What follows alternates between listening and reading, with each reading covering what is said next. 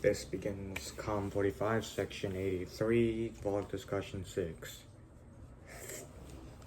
The readings this time around were mostly about pop culture and how, in the past, things were invented to provide one single use, but over time they have evolved in a way that benefits society in a lot more different ways.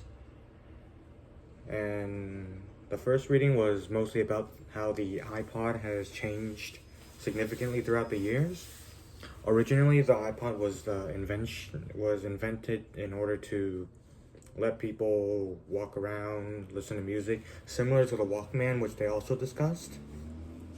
But as music evolved with the times, that music soon became more political, and thus the iPod became a sort of social foil that allowed political ideas to spread.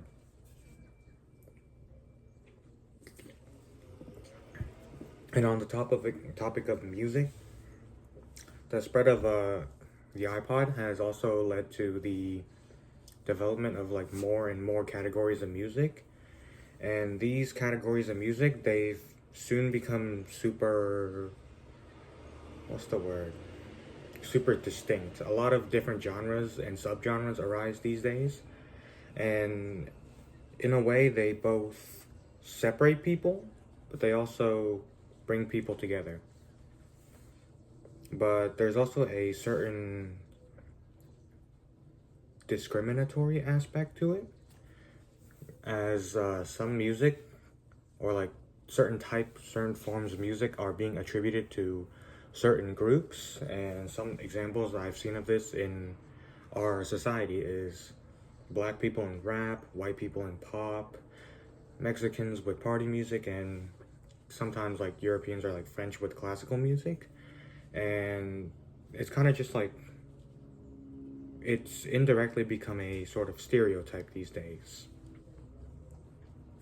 But in a way, these stereotypes are not baseless, I would say, because it's mostly within these communities that they form a sort of spirit that allows this type of music to, exist and thrive.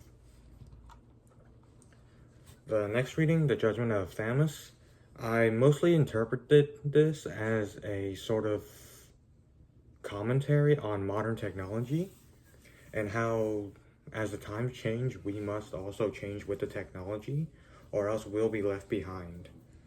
Because the way the narrator was talking, as technology changed, those who can recognize the benefits and consequences of such technology usually end up being the ones who will lead the new era, as they're the ones who truly understand how to utilize that technology and use it for or against the people. But it's also used as a tool to sort of isolate and ostracize people. This was discussed in the reading where they talked about school children. As the new era of technology begin to rise, children that aren't able to learn through a certain type of technology tend to be left behind and ostracized compared to those who are willing to accept and learn from this technology. And that's kind of like a discriminatory means in a way. And let's see. And another example of like technology or like ideas changing throughout time and comes in the form of religion. Specifically, in the example I'm talking about is Christianity, because how I interpret it is Christianity used to be like an ideology where it was about love and peace and just being a good person overall. But with the spread of technology, the printing press, as it was mentioned in the text, and copies or the mass printing of the Bible, people soon took the words from the Bible and they sort of twisted it in their own way that kind of takes away from the original meaning of Christianity, and it kind of goes against what it originally was meant for in the first place. But all in all, the reading talks about how as technology is developed more and more, what we consider as normal knowledge becomes challenged. And when that gets challenged, then a new generation arises, and a new generation creates a new norm, and the cycle repeats.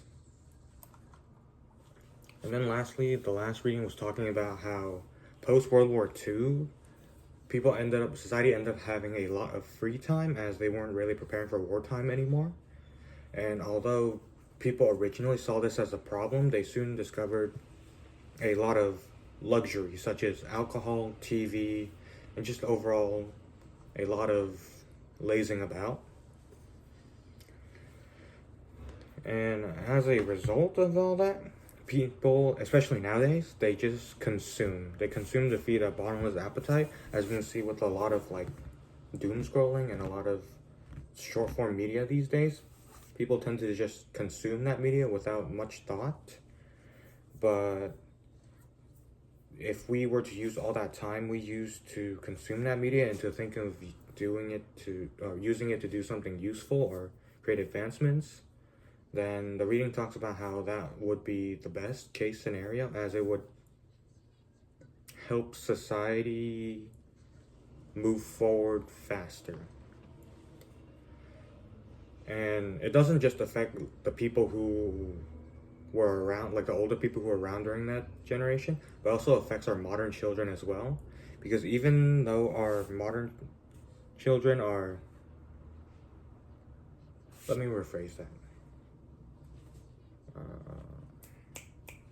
Let's see. Due to the due to new gen parents giving their children technology as a means of entertainment, children are getting a lot of knowledge and a surplus of information, but it also creates a sort of bad habit in them, and thus the cycle repeats through them.